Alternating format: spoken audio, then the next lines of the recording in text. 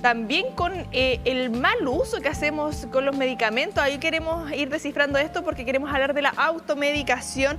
La doctora Javiana Luengo, jefa de carrera de Química y Farmacia de la Facultad de Farmacia acá en la Universidad de Concepción, nos acompaña. Un gusto que pueda estar esta tarde con nosotros. Muy buenas tardes, Constanza. Sí, la automedicación, que digo, claro, es un tema de responsabilidad de la ciudadanía en general.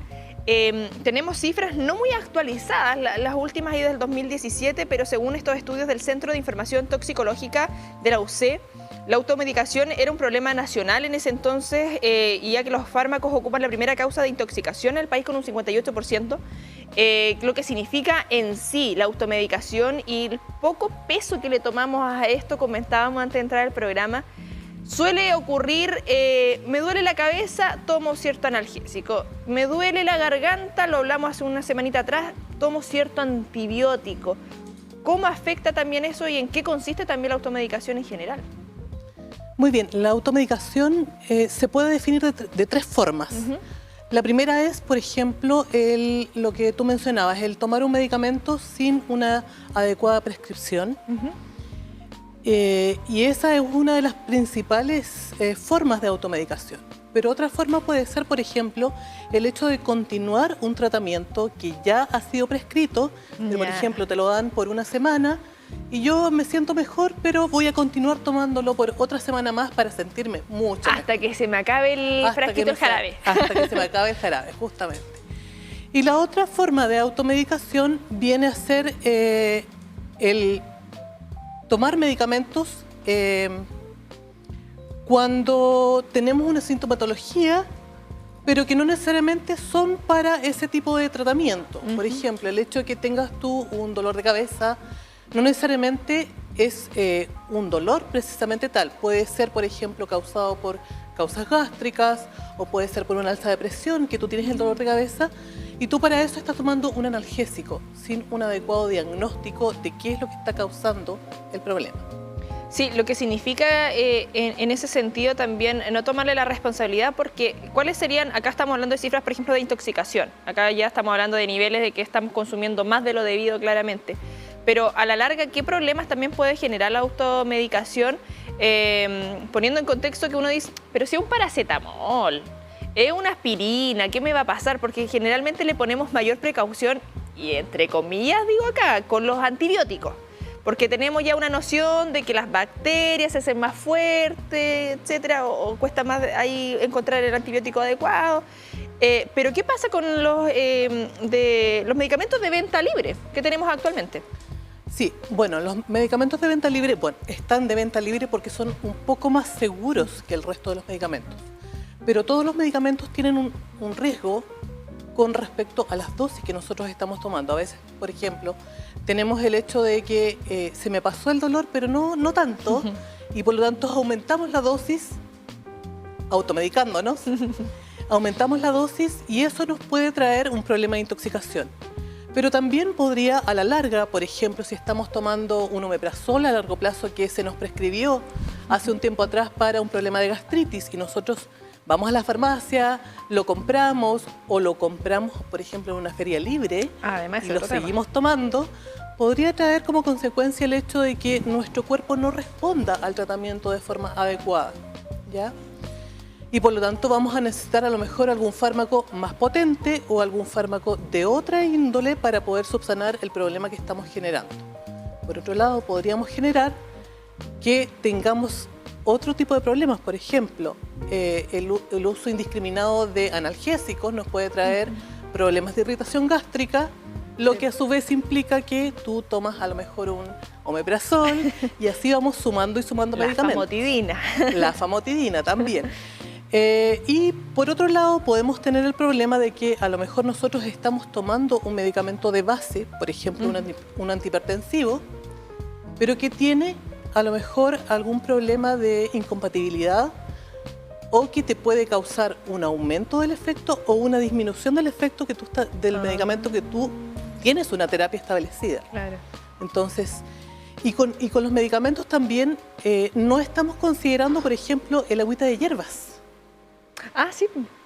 Y el agüita de hierbas, que parece tan inocua, perfectamente puede tener problemas de disminuir, por ejemplo, la efectividad de algunos medicamentos. Y una de las clásicas es la hierba de San Juan, que tiene interacción con múltiples medicamentos. Ah, mira. Y que por lo tanto puede tanto aumentar como disminuir su efecto. ¿En qué casos, por ejemplo, hay en particular esa hierba? Por ejemplo, con medicamentos que son para los problemas de hipertensión, para los problemas de... ¿De azúcar, de diabetes? Sí, podría ser también que en algunos casos... Que son dentro de las enfermedades más comunes, crónicas que tenemos en nuestro país. Sí, por ejemplo, un jugo, un inocuo jugo, el jugo de pomelo, por ejemplo, tiene muchas interacciones con medicamentos y, por ejemplo, puede disminuir los efectos de algunos medicamentos. Mira, interesante también en torno a eso, porque claro, uno como que piensa en los fármacos, lo químico, y uno dice, pero es una agüita de hierba, no me va a pasar nada. Justamente. Dentro también de los medicamentos o de esta automedicación, no sé si tenemos cifras actualizando, ¿no? ¿Qué es lo que más consumimos? Porque uno entiende y lo ve a su alrededor y de una u otra manera también uno lo hace. Oh, me duele la cabeza, paracetamol. Ibuprofeno, el omeprazol. Si tenemos como un rango y cómo podemos trabajar en torno a eso también de quizás con políticas públicas. Recuerdo que hubo bastante polémica en torno a tener medicamentos no solamente en farmacia, de que se venderían en otras partes. En supermercados. Claro, en supermercados. Sí. Entonces, ahí había, desde el gremio de la salud, claro, preocupación en torno a eso. Uno lo ve en otros países, uno va a un supermercado y puede sacar algún tipo de analgésico. En cuanto a la legislación o lo que podemos ir haciendo también para educar a la población en torno a eso, porque, claro, quizás nosotros no estamos ligados al área de la salud y no tenemos por qué saber los efectos que genera nuestro cuerpo. Si uno se quiere sentir bien a la larga, corto plazo y a la larga. Sí, bueno, con respecto a las políticas de salud, el hecho de permitir, por ejemplo, la venta libre en un supermercado de un medicamento también puede inducir un problema de automedicación. O sea, si nosotros lo vemos fríamente, estamos viendo que a lo mejor si nosotros compramos en la feria libre el medicamento, no está en un establecimiento que está autorizado para la venta, por lo tanto podemos incluso caer en problemas de tráfico, ya que se venden medicamentos que son psicotrópicos o que son estupefacientes y que se están vendiendo en la feria libre. Pero también tenemos el problema de que no están en condiciones adecuadas de almacenamiento y por lo tanto pueden perder su efecto o pueden generarse sustancias que son tóxicas para el paciente. Entonces también debemos tener cuidado, o sea, comprar estos medicamentos en los lugares establecidos. Por otro lado, si tú ves la venta en supermercados, a lo mejor tienes más al alcance de la mano del paciente el hecho de ir a comprarlo cuando hace la compra de los víveres. Sí. Pero si tú te fijas también, asociados a los supermercados está una farmacia. Sí. ¿Y por qué no comprarlo en las mismas farmacias donde tienes presente un químico farmacéutico que te puede orientar en el uso de este medicamento? Sí, antes estuvimos hablando de entrar acá al programa respecto a lo que genera también a largo plazo. Hay dependencia, yo te hacía la consulta en torno a la tolerancia, que el cuerpo se vaya acostumbrando. ¿Qué puede ser también a largo plazo de acuerdo a los diversos medicamentos que podemos ir encontrando? Porque claramente lo que genera un paracetamol es distinto a lo que puede generar un clonazepam, por ejemplo. Por supuesto. Muchos de estos medicamentos que están hoy en día con receta retenida o con receta cheque es por ese mismo problema, porque generan, por ejemplo, un efecto de dependencia y que por lo tanto la venta está controlada. Porque si tú tuvieses libre acceso, irías tomando cada vez más este tipo de medicamentos que son los psicotrópicos y los estupefacientes principalmente. Claro. Otros medicamentos que te podrían provocar a lo mejor dependencia son los hipnóticos sedantes. O sea, el medicamento que uno usa para, a lo mejor, como inductor del sueño, medicamentos Z, por ejemplo, Supiclona, Solpidem, perfectamente pueden generar a largo plazo una disminución de su efecto, su efectividad induciendo el sueño y por lo tanto induce también que el paciente requiera una mayor dosis para poder quedarse dormido. Sí. Y con respecto a la automedicación, normalmente si uno tiene disponible el medicamento en casa y necesita una mayor dosis, por lo general se va a tomar, se va a decir, o sea, me está haciendo poco efecto, me tomo otra pastillita o la otra mitad de la pastillita. Es que pasa, y yo doy el paracetamol acá todo el rato el ejemplo, pero es que dentro de lo que uno más conoce, está la tabletita de 500 miligramos. oh, me sigue doliendo la cabeza, me tomo otra, 1 gramo de paracetamol. Hasta 1 gramo podría Sí. ser Claro, una dosis tolerable prudente. por el paciente, claro. Posterior a eso, ya con dosis mayores, podrías perfectamente tener algún efecto a nivel hepático, un daño hepático, si lo usas de forma continuada. O sea, a lo mejor una dosis de 1 gramo o un poco más no te va a hacer un tremendo daño, digamos, pero, Sí, es por el prolongado. en un tiempo prolongado perfectamente puede hacer un daño considerable e irreversible muchas veces.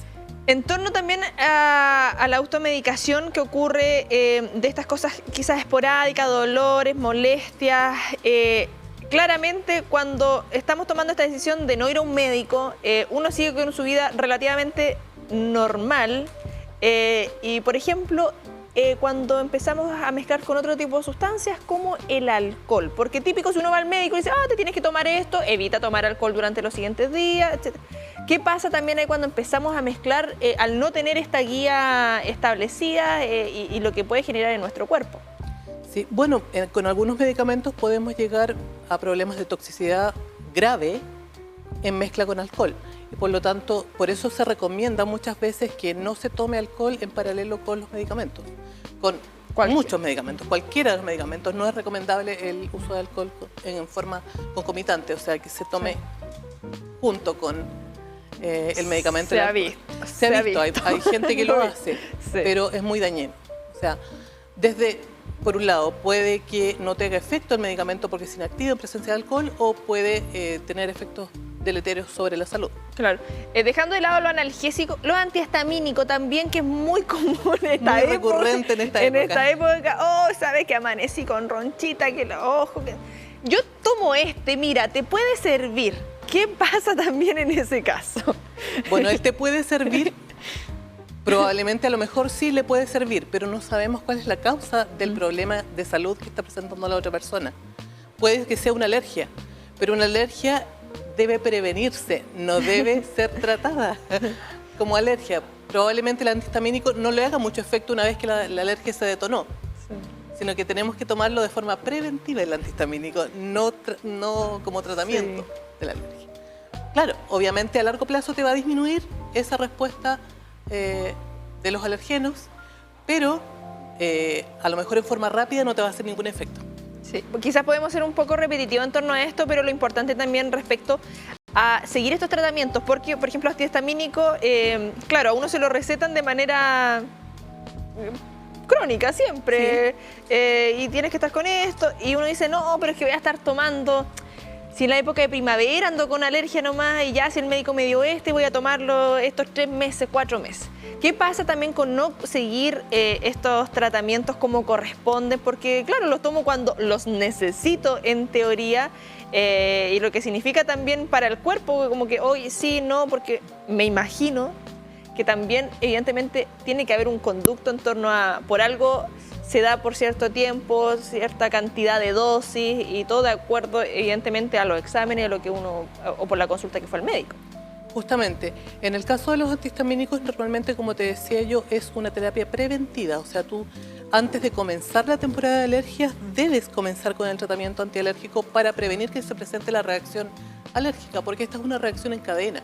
O sea, si se detona la primera reacción alérgica, se empieza después a aumentar el efecto dominó de los alergenos sobre tu cuerpo y, por lo tanto, obviamente, la respuesta al medicamento probablemente tú la vas a ver como no me está haciendo efecto. ¿Pero por qué? Porque a lo mejor probablemente yo empecé muy tarde este tratamiento. Y si sabemos que somos alérgicos, perfectamente podemos prevenir la primera reacción que tengamos frente a los alergenos. Sabemos que viene, por ejemplo, la época del plátano oriental, o sabemos que a X polen somos alérgicos, o a X sustancia, por ejemplo, a las semillas del pasto, la caspa de las mascotas. A las caspas de las mascotas.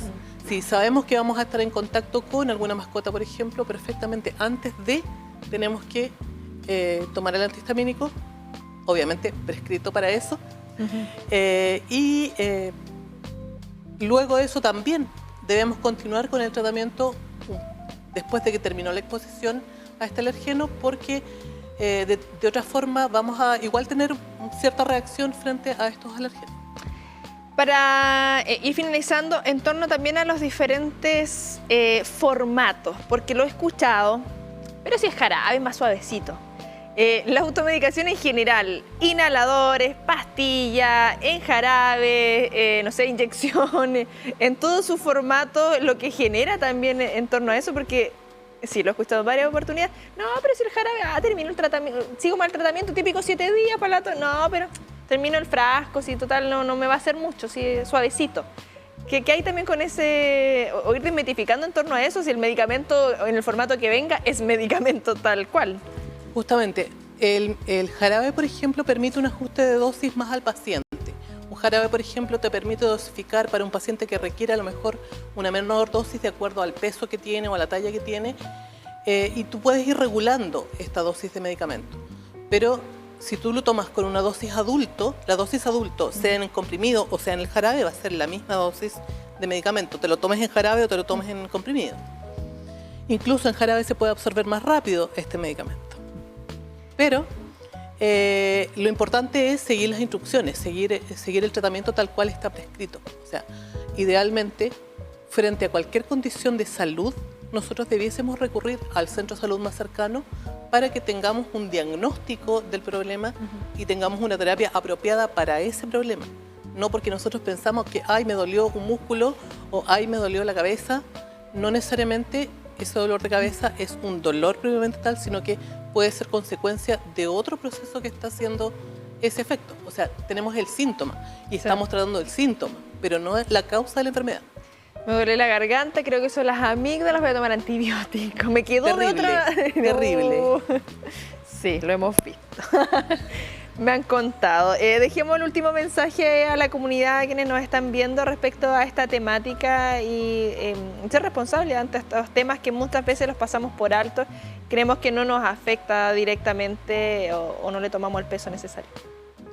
Bueno, un último mensaje sería que consulten por el uso del medicamento al farmacéutico, que no necesariamente es quien te vende en la farmacia, sino que probablemente tengas que preguntar por el farmacéutico en la farmacia, porque él es quien conoce más sobre el medicamento en cuestión. Antes que todo, ante cualquier problema de salud, consultar al profesional indicado, el médico o al dentista, en el caso que sea algún problema dental, y que ellos prescriban de acuerdo a la condición de salud que corresponde el medicamento que tú deberías tomar para el tratamiento, ya sea de los síntomas o de la causa raíz del problema de salud. Te agradecemos que nos hayas podido acompañar, Javiera Luengo, jefa de carrera de Química y Farmacia acá de la Facultad de Farmacia de la Universidad de Concepción. Ojalá tener ahí otra oportunidad de poder conversar sobre estas temáticas. Bueno, muchas gracias a ti.